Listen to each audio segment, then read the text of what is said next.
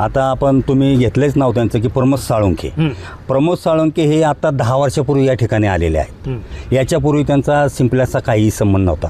आता त्यांनी तिथे एक शॉप घेतलेले, त्या माध्यमातून ते इथं आलेले आहेत. आणि दुसरी गोष्ट की त्यांना ह्या सगळ्या प्रक्रिया माहिती आहेत जे करतायत ना, पण त्यांनी हा बिनामतलब आरोप लावलेला आहे, त्यातलं कुठलंही तथ्य नाहीत. दुसरी गोष्ट कशी की त्यांनी पैसा असेल त्यांच्याकडं, नसेल मोठ्या मोठ्या इमारतीमध्ये ते स्वतः राहत आहेत. त्यांनी सिम्प्लेक्समध्ये 10 दिवस राहून दाखवावं.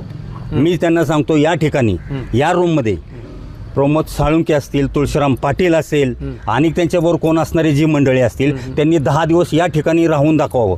एवढं एखाद्या कोंबडीचं खुराड असतं ना, त्या पद्धतीमध्ये या ठिकाणी राहतोय आम्ही, त्याची त्यांना जाणीव नाही. कारण ते आता टावरमध्ये राहायला गेलेत.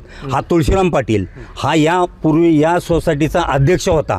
भ्रष्टाचारामुळं त्याला बाहेर हाकललेला आहे आणि हे सगळे वळवून टाकलेली मंडळी आहेत. तुळशीराम पाटलाला कुठंही स्थान नाही.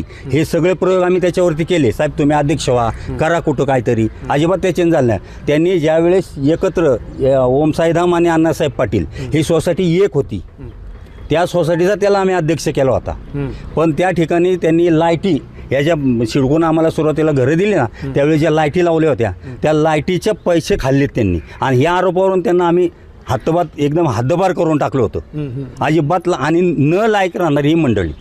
आता काय त्यांना कुठंतरी कोणी मला चान्सच देत नाही त्यांना या ठिकाणी की तू इथं येते ना ती बोलावं. कारण ते तुम्ही त्याशी बघितलं, आम्ही तो व्हिडिओ पाहिला, 3च व्यक्ती आहेत. किती आहेत? बरोबर, 3च आहेत.